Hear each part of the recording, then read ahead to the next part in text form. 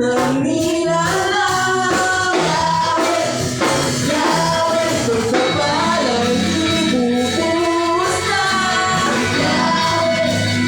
Yahweh, sa kanyang pinagalingan. Sa kanyang may tagumpay.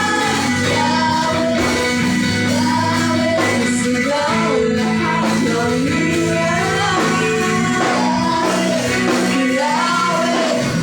ikaw ang tunay na Diyos, ay ang mahal. Mga church, tapat kailanman, hindi lumabago. Ikaw ang tunay na Diyos, ay ang mahal. Tapat kailanman, hindi lumabago. Sinaway ang ating Diyos. Sinaway ang ating Diyos. Sinaway ang ating Diyos. Hallelujah. Yes, Lord. Yes, Lord. Pag-ibig mo lang mananay ngayong araw na ito, Panginoon. Ikaw ang magiging sentro ng aming gawa.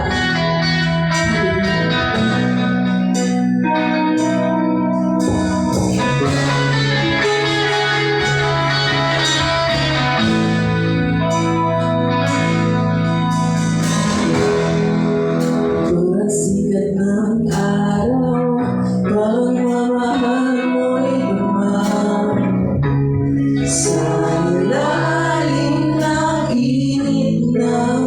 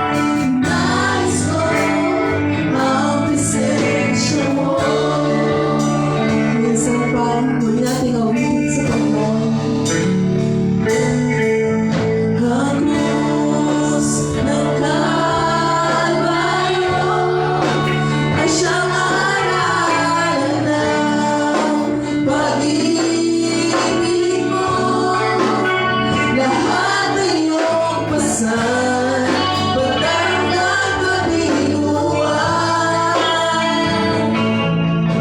Ikaw ay nagpapari, ako'y malayo na sa'yo.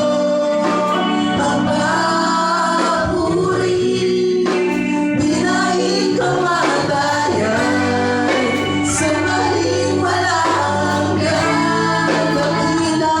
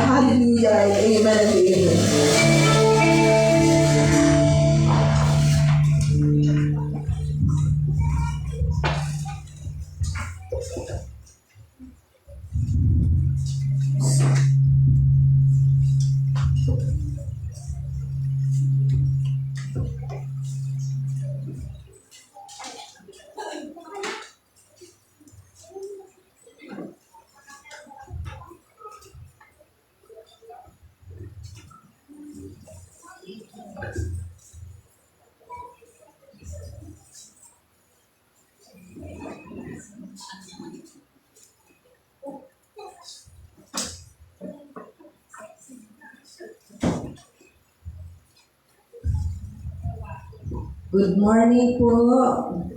Magandang umaga sa ating lahat. Welcome po natin si Ate Gemma. Welcome po natin. Palapakan po natin ang Panginoon. Welcome po sa gawain ng Diyos. Amen. Okay. So today is the day that the Lord has made. And we will rejoice and be glad in it. Kumusta po yung Pasko? Pasko, okay lang o masaya? Kasama po natin ang Panginoon. Amen?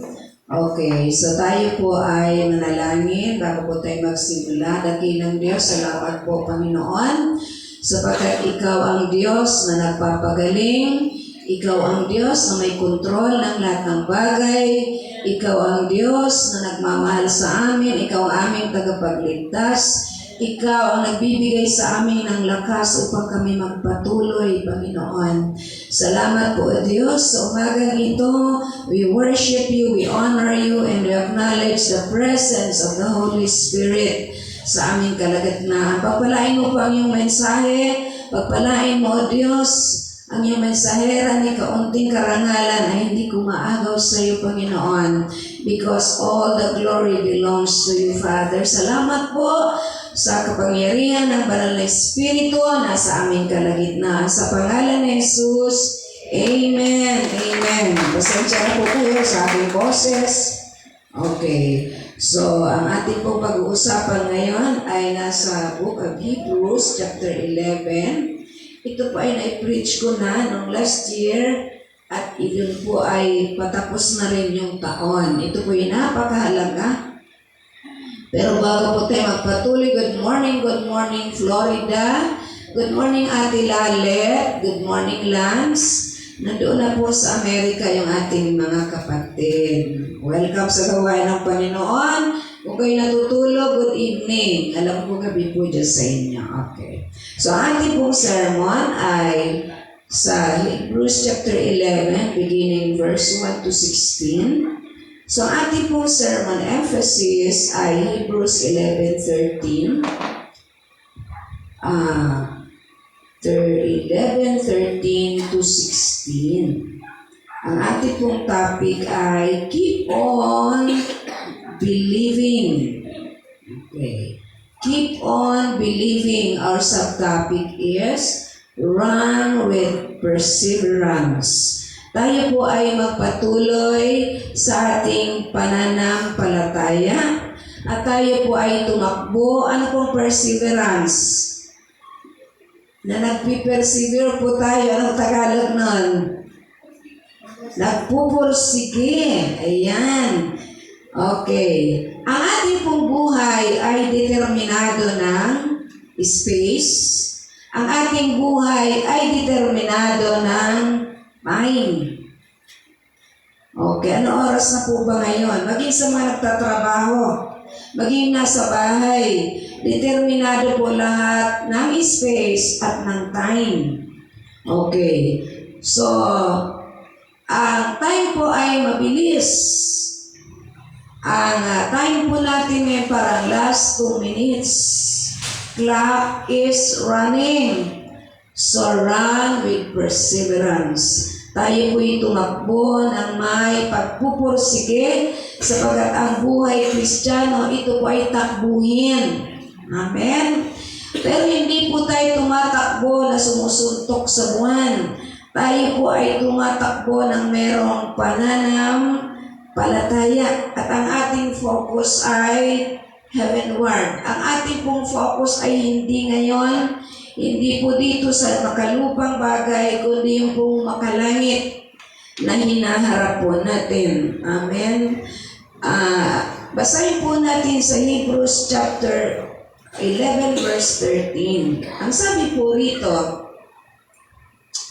all these people were still living by faith when they died. Sino po itong all these people?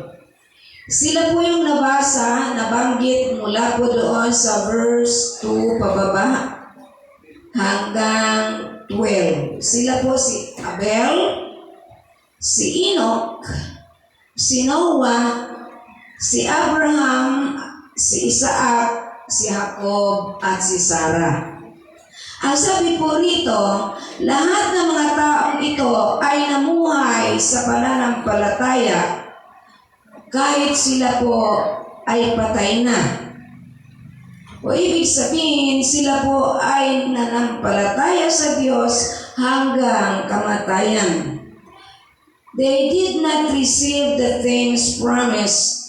They only saw them and welcomed them from a distance, admitting that they were foreigners and strangers on earth. Ibig sabihin po, yung pangako ng Diyos ay nakita lamang nila sa malayo. Nakita nila sa malayo sa pamamagitan ng kanilang pananampalataya.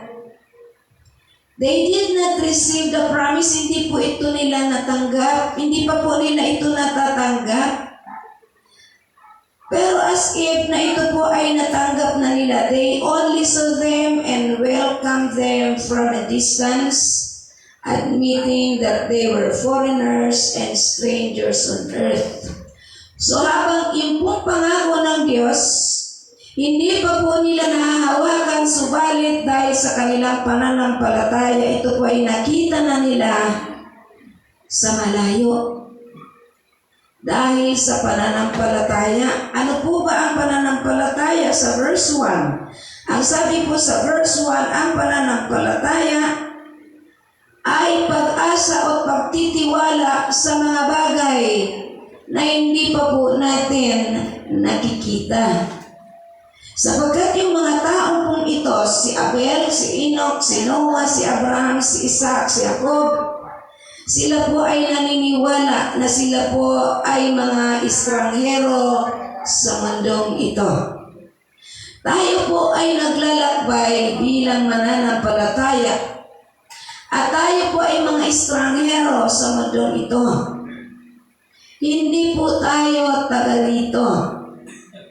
Verse 14, people who say such things show that they are looking for a country of their own. Tayo po bilang mananampalataya, we are just walking here on earth. Dumadaan lang po tayo at tayo po ay nakatingin doon po sa ating patutunguhan. Doon sa bansa na itinalaga sa atin ng Panginoon. Sa verse 15, if they had been thinking of the country they had left, they would have had the opportunity to return. Kung sila po ay titingin doon sa bansa na kanilang pinanggalingan, marami po silang pagkakataon na bumalik. But instead, hindi po sila bumalik, verse 16. Instead, they are longing for a better country. What is the better country? The heavenly one. Yung pong makalangit na lugar. Therefore, God is not ashamed to be called their God, for He has prepared a city for them. Ang sabi po rito, hindi nahihiya ang Diyos na tayo ay tumawag sa Kanya ng Ama at tawagin natin siyang Panginoon. Bakit po? Mamaya pag-uusapan natin. Ngayon po, yung pong common na tanong sa mga tao ngayon, ano kayo sasagot nyo? Ano po ba common na tanong sa tao ngayon? Are you willing to go to heaven now? Gusto nyo na po ba pumunta sa langit ngayon? Sino may sabing amen? Si Kuya Freddy. See you in heaven. Sino may sabi, hindi pa? Or are you ready? Naka-ready na po ba tayo? Okay. Naka-ready na po tayo. Ang sagot, yes. Subalit, hindi pa sa ngayon. Bakit? Kasi gusto pa rin po nating ma-enjoy yung ating buhay dito sa mundo. Ang unang tanong, gusto mo na ba? Hindi pa. Pero ang una niyong sagot, are you ready? sabi nyo, yes. Gusto nyo na ba ngayon? Sabi nyo, hindi pa. Sa hermeneutics po, pag sinabi natin hermeneutics, ito po yung right interpretation, especially yung Bible. Kapag sumagot ka po in a positive side na yes, subalit sinusundan mo ng but, sa second statement mo, ibig sabihin ninanalify mo yung una mong sinabi. Ibig sabihin, pwede mong sabihin yes, but may pasubali ka. Ibig sabihin, pinapawalang bisa mo yung una mong sinagot na yes. Ibig sabihin, hindi pa po kayo ready. Alam po ng Panginoon yun. Okay. When you answer on the positive side, but you use but on the second statement, it means you nullify the first. Ibig sabihin, you are not yet ready. Parang ganito yun. Wow, ang ganda naman ang damit mo. Pero parang pang sapin yan sa lamesa. Ibig sabihin, nung sinabi mong maganda, pinawalang bisa mo nung sinabi mong pero. Amen. Ibig sabihin, hindi yung maganda. Pang sapin lang pala yun sa lamesa. Siguro nakikita nyo naman. Okay. Now, if heaven is not real, kung ang langit po ay hindi totoo, bakit po natin sinasayang ang ating oras ngayon? Bakit po tayo nandito? Why wasted our lives chasing after a dream that turns out to be nothing at all? Kung ang langit po ay hindi totoo, sayang lang po ng ating pagpapagal. We are chasing after a dream na hindi naman totoo. Subalit, ang langit po ay totoo. Heaven is real. Bakit po natin nasabi? Because of our faith. Ang topic po dito ay pananampalataya. Question why we do keep on believing. Bakit po tayo ay nagpapatuloy na maniwala sa Diyos?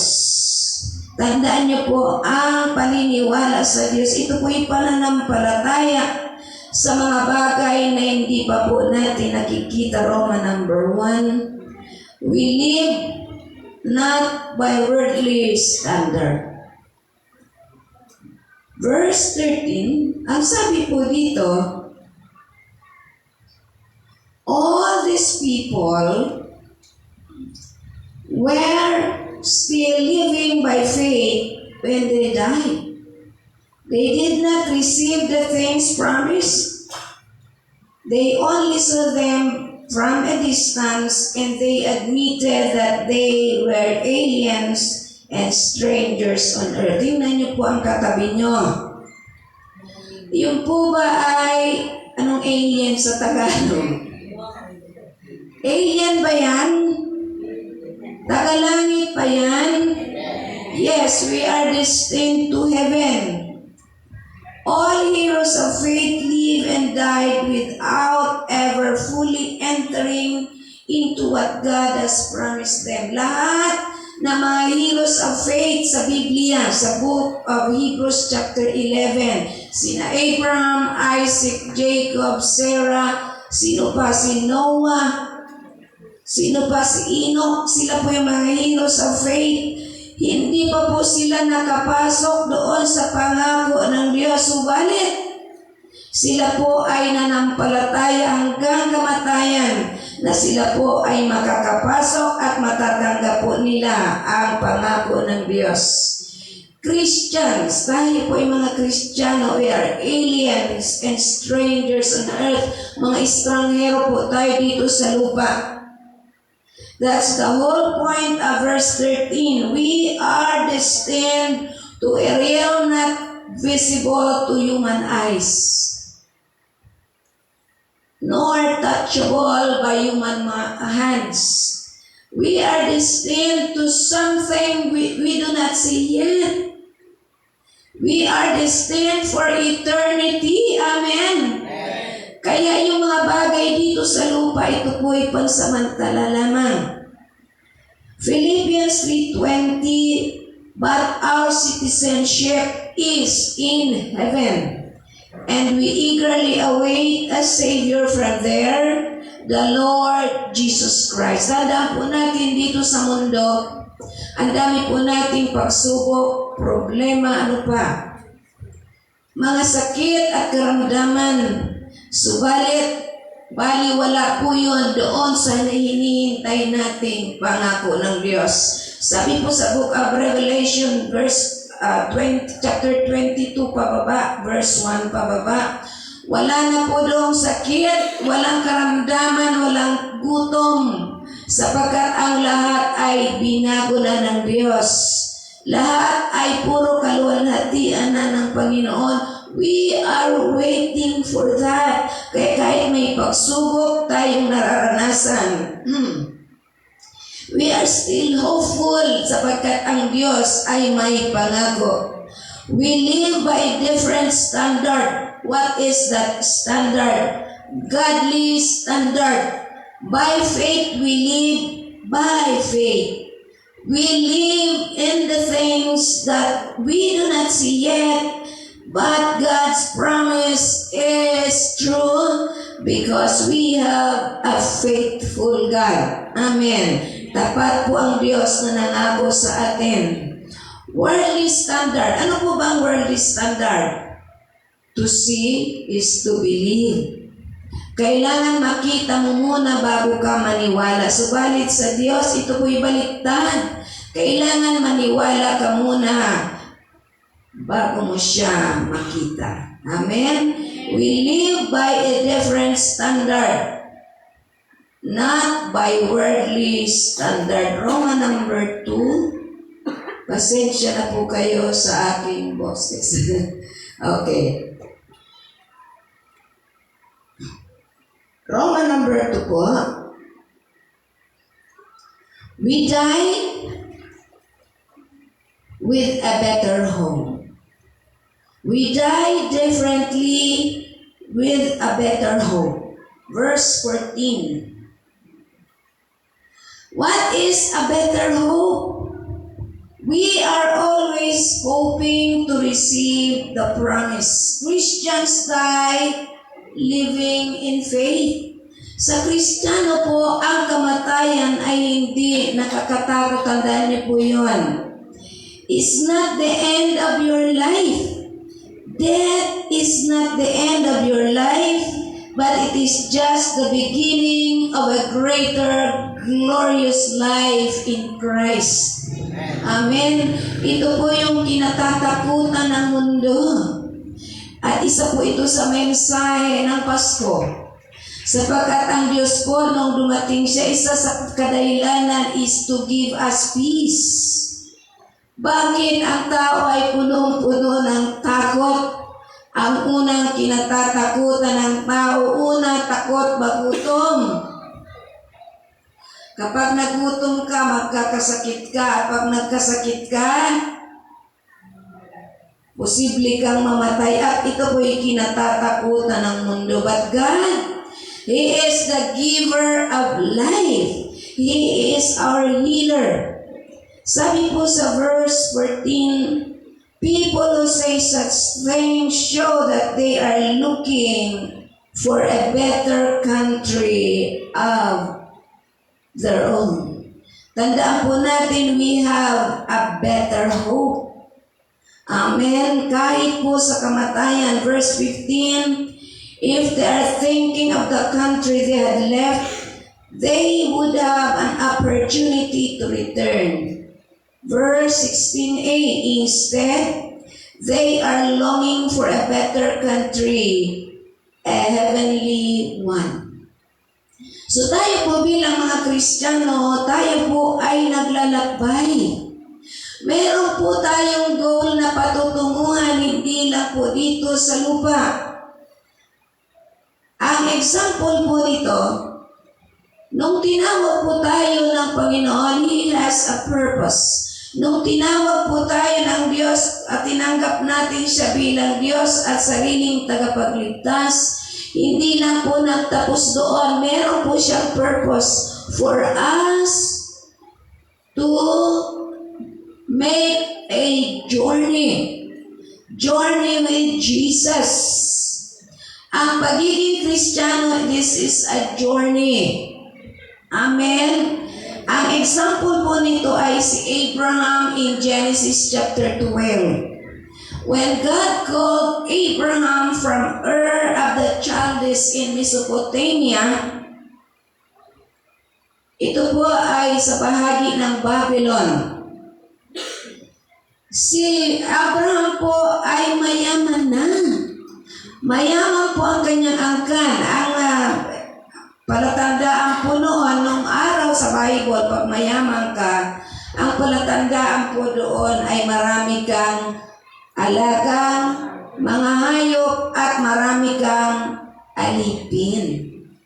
So nung si Abraham po ay tinawag ng Diyos from Mesopotamia, from Ur of the Chaldees in Mesopotamia, sabi ng Panginoon, leave your country, leave your kindred, to a place that I will show you. Ang sabi ng Panginoon, Abraham, iwanan mo yung iyong mga kamag-anak, yung lugar mo, doon sa lugar na ipapakita ko sa iyo. Alam po ba ni Abraham kung saan lugar yon? Hindi. But Abraham, by faith, he obeyed the Lord to a place of the unknown. He never goes back to his comfort zone. Hindi po siya bumalik sa Ur of the Chaldees. Kahit nung siya po'y naglalakbay patungo po doon sa lugar na itinuturo sa kanya ng Diyos sa Canaan, hindi niya po naisip na bumalik doon sa kanyang pinanggalingan. He never goes back to his comfort zone. Comfort zone niya po yun. Kasi maganda po ang buhay nila doon. Okay? He kept on. Siya po ay nag-travel, obeying the Lord. Even somewhere along the way, Abraham suffered hardship.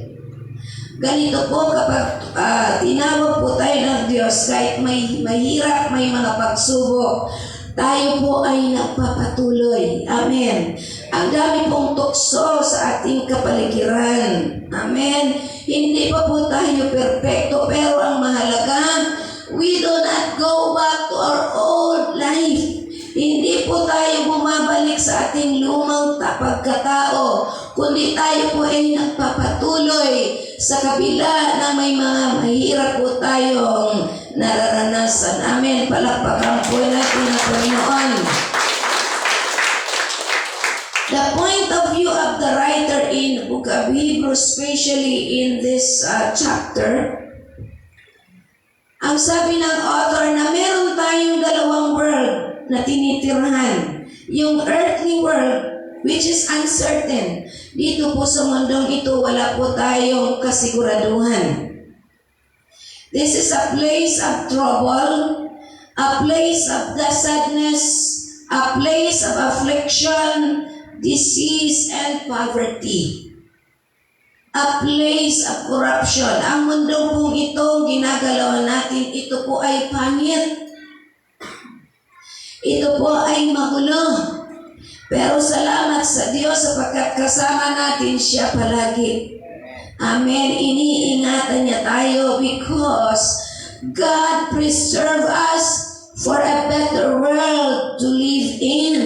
The real world that lasts forever. The country of our own, a better country, a heavenly country. Amen. God is preparing for us for a much better life, a much better place. Amen. Hallelujah. Hebrews 10:34, ang sabi doon, a better and lasting possession.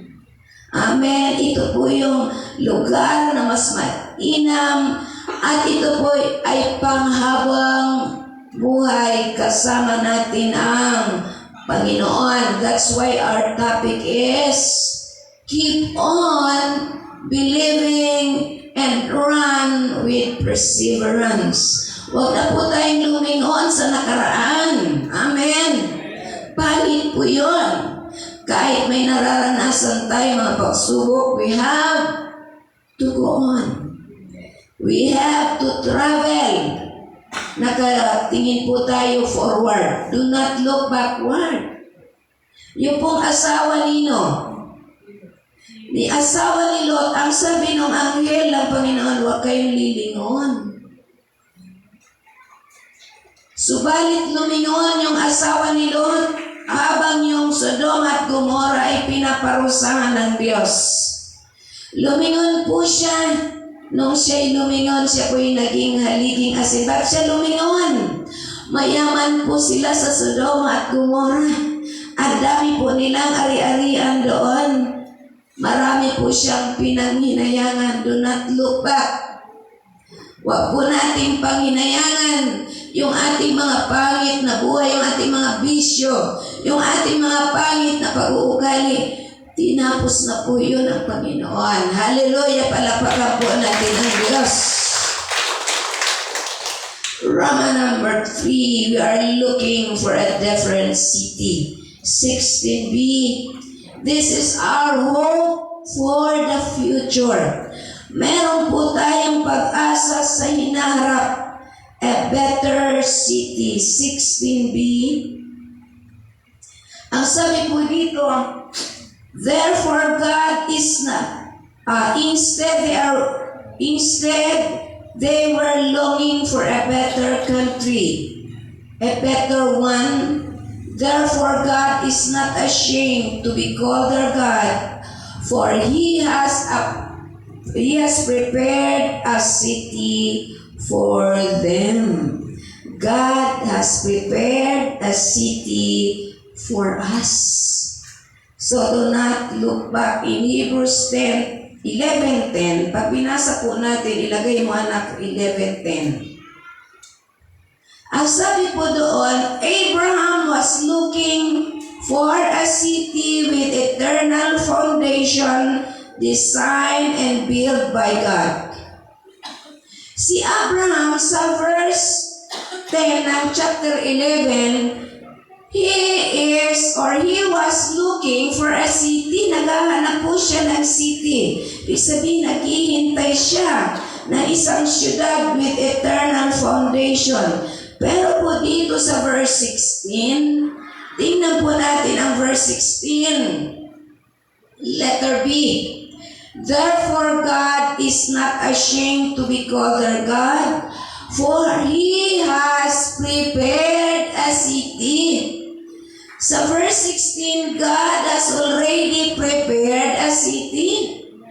Sa verse 10, si Abraham ay naghahanap pa lang. Naghihintay pa lang. Pero sa 16, God has prepared a city for us. Amen? So, ano ba ang konsepto ng syudad na ito? We won't be alone any longer. We will be with the Lord and His people forever. Basahin niyo na lang po Revelation 22, verse 2, verse 3, verse 4, and 5. And this city is the new Jerusalem, which we are longing for. We will be with the Lord forever. Hindi po tayo doon mag-iisa. Wala na po doon kalungkutan, walang hirap, walang sakit. Amen. Dito sa lupa, minsan nagsusolo tayo kapag tayo may problema. Ang sabi nga sa Facebook, yung may vlogger po doon, mag-asawa sila, isang Indiano, isang Filipina.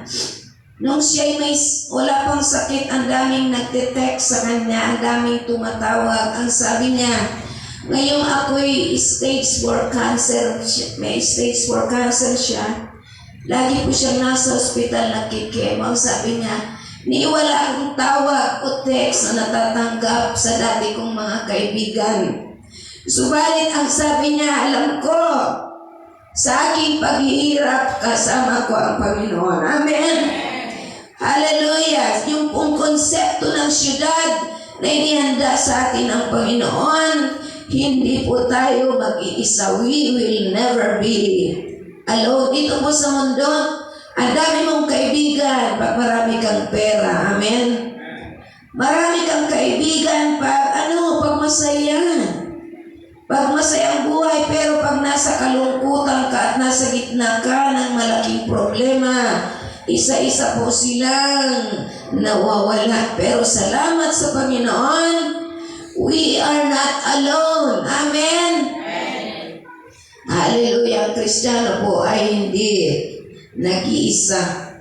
Our text ends with wonderful thought. God is not ashamed to be called their God. Why? Because those heroes of faith, they believe and they abide. Iba po kasi yung naniniwala ka lang. Iba naman po yung sumusunod ka. Naniniwala ka at sumusunod ka. Ang pananampalataya po ay may kalakip na obedience. Ang pananampalataya po ay may kalakip na aksyon. Amen? Sabi ni James, faith without action is dead. Ang pananampalatayang walang gawa ay patay. So ang sabi ng Panginoon, hindi siya nahihiya na tawagin natin siyang Ama. At hindi niya tayo ikinakaya because we believe and we obey. Palapakan po natin ang Panginoon. Mark 8:38, ang sabi po dito, if anyone is ashamed of me and my words in this adulterous and sinful generation, the Son of Man will be ashamed of them when He comes in His Father's glory with the holy angels. Ang sabi ng Panginoon, kung sino man ay kinakaya ako sa mundong itong masama, tinawag ng Panginoong Jesus ang mundong itong adulterous and sinful generation. Ang sabi ng Panginoon, sino mang ikahiya ako sa mundong itong masama, ay ikakahiya ko rin siya sa aking Amang nasa langit. Amen. Gusto niyo po bang ipagmalaki kayo ng Diyos? Ipahayag po natin ang Panginoon sa mga kalsada, sa mga opisina, sa ibang lugar. Isigaw natin na si Jesus ang tagapagligtas. Amen? Hallelujah. Paul says in Romans chapter 1 verse 16, I am not ashamed of the gospel because it is the power of God for salvation. Because it is the power of God that brings salvation to everyone who believes, first to the Jew and then to the Gentiles. Amen. Huwag po kayong mahihiya, sabihin nyo si Kristo ang tagapagligtas, si Kristo ang buhay, si Kristo ang Panginoon, at si Kristo ay muling babalik. Babalik po ang Diyos. At nakikita na po natin ang mga palatandaan sa ating kapaligiran. Ang hindi lang po natin alam kung kailan. Kaya ang sabi ng Matthew 24, be ready. Amen. Palapakan po natin ang Diyos. Good morning po sa nanonood ng live at manonood pa po mamaya. Roma number 4, we walk and run differently. Tayo po ay naglalakbay, tumatakbo, kakaiba sa takbo ng mundong ito. In what way? Sa ano pong paraan? We don't quit. Hindi po tayo tumitigil. Amen. Huwag po kayong titigil na tumakbo spiritually, maglakad spiritually because your life is a journey. Our Christian life is a journey. We are just passing by on earth. Tayo po ay dumadaan lang sa mundong ito. Minsan na gugulat po tayo, kausap lang natin ng isang araw, mababalitaan po natin, patay na. Amen. Subalit ang kamatayan sa isang Kristiyano, ito po ay precious sa harapan ng Panginoon. And this is not something to be feared out, because death is the time where we can see Jesus face to face. Hallelujah! Palakpakan natin ang Panginoon. Our earthly life is determined by time. Maging ang ating buhay, meron po tayong binibilang na edad.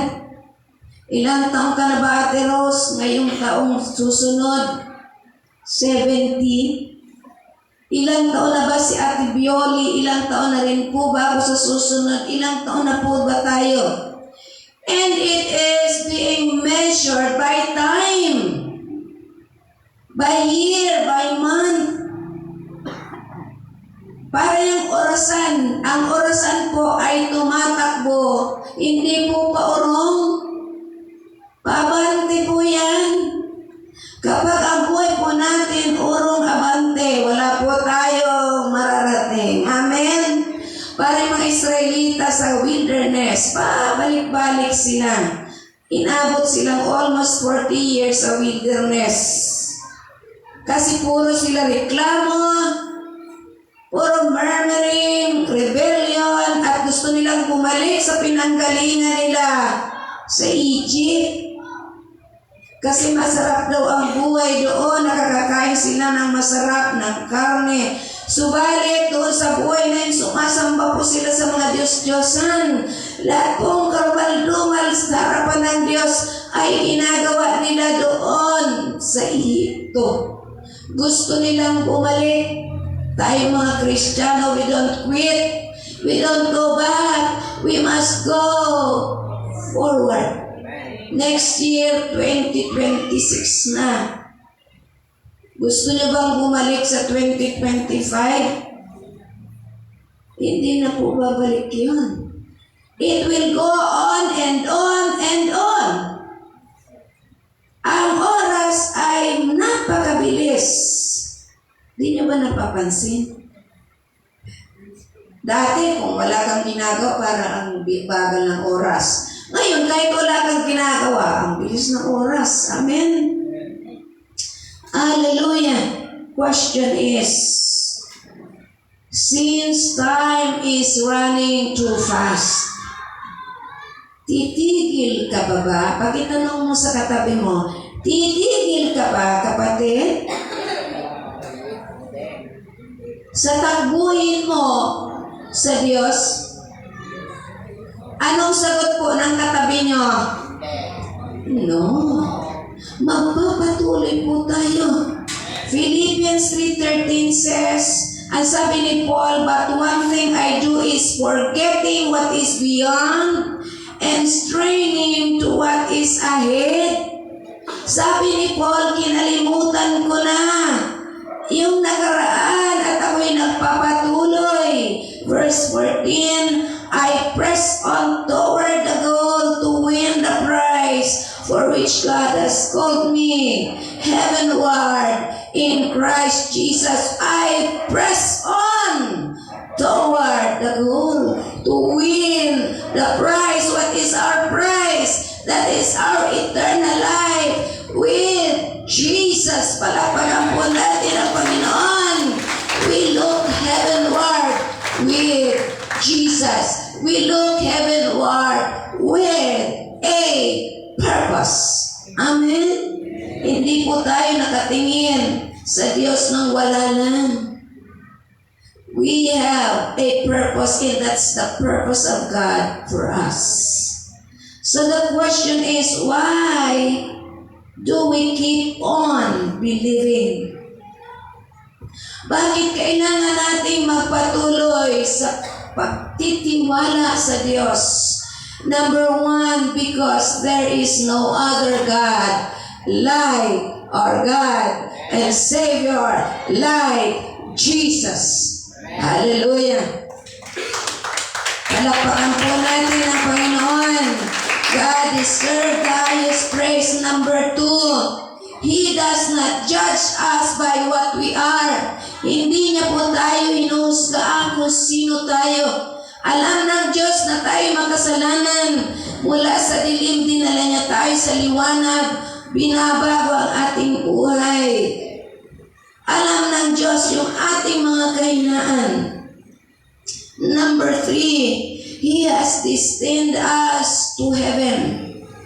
And no matter how many mistakes we may make along the way, His grace is more than sufficient to cover them all. Di ba pag naglalakad tayo bilang mga Kristiyano, nagkakamali po tayo, amen? Hindi pa po tayo perfecto. We fall somewhere along the way. We stumble. Nakakagawa po tayo ng mistakes. Pero ang Diyos po ay mapagpatawad if we confess our sins to God. He is just and faithful to forgive us. Amen? Kapag tayo po'y nagkamali, kapag humingi tayo ng tawad sa Diyos ng buong puso, ang sabi ng Biblia, 1 John 1:9, siya po ay magpapatawad. Siya po ay gracious enough to forgive us. Yes, we fall somewhere along the way. Subalit ang biyaya ng Diyos ay sapat-sapat to cover them all. Hallelujah. Love cover a multitude of sin. Yun po yung pag-ibig ng Diyos sa atin. Palakpakan po natin yung nagmamahal sa atin ng lubusan. Ang asawa po natin, pwede tayong mahalin yan, pero hindi 100%.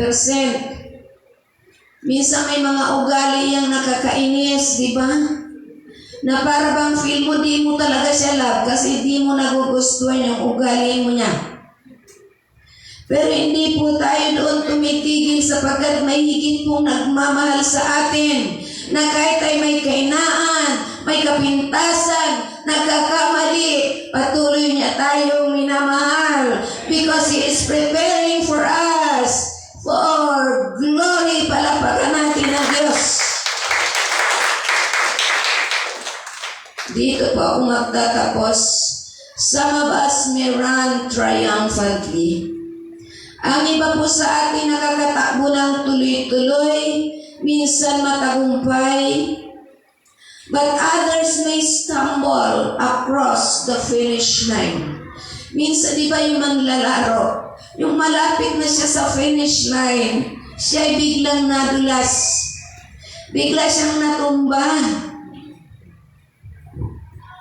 Malapit na siya sa finish line. Ano po bang dapat niyang gagawin para siya makarating doon? Kailangan tumayo tayong muli. Huwag po tayong mananatili kung saan tayo nakadapa. Kailangan tumayo po tayo muli. Amen? Ang taguhin po ng Kristiyano ay hindi po pabilisan. Ito po'y patagalan. Ang mahalaga po, you do not quit.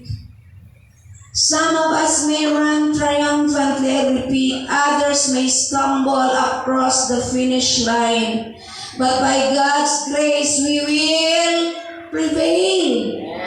Because God is not ashamed to be called or to be our own God. Hindi po siya naihiya. Hindi po tayo kinakahiya ng Diyos na tayo kanyang mga anak. Amen?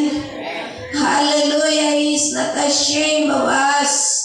Today, tomorrow, and forever. Palapakan po natin ng Diyos. Let us keep on believing and run with perseverance. Hallelujah, Heavenly Father. We thank you. We honor you. Panginoon, we will run. We will continue our journey as Christians, Panginoon, sapagkat hindi kami nag-iisa. Kasama ka namin, O Diyos. Lord, kung meron pong mga nanghihina sa oras na ito, hayaan mo, O Diyos. Palakasin mo kami, Panginoon, sa pamamagitan ng banal na Espiritu Santo. Lord, you are not finished. Hindi ka pa po tapos sa amin. Patuloy mo po kaming binabago. You are changing us from glory to glory. Salamat po, Diyos. At sa susunod na taon, sa aming pagsalubong sa bagong taon, we will expect more from you, Father. Hallelujah. Salamat po, Diyos. We are looking forward for your promises. Salamat sa iyong mga pangako, Panginoon, na hindi nagbabago, hindi nagmamaliw, sapagkat ikaw ay tapat na Diyos. Diyos ni Abraham, ni Isaac at ni Jacob. Pagpalain mo pa ang bawat isa. Let the love of Jesus fill in our hearts today. Salamat po, Panginoon, sa pangalan ni Jesus. Amen. Hallelujah. God bless you po. Happy New Year.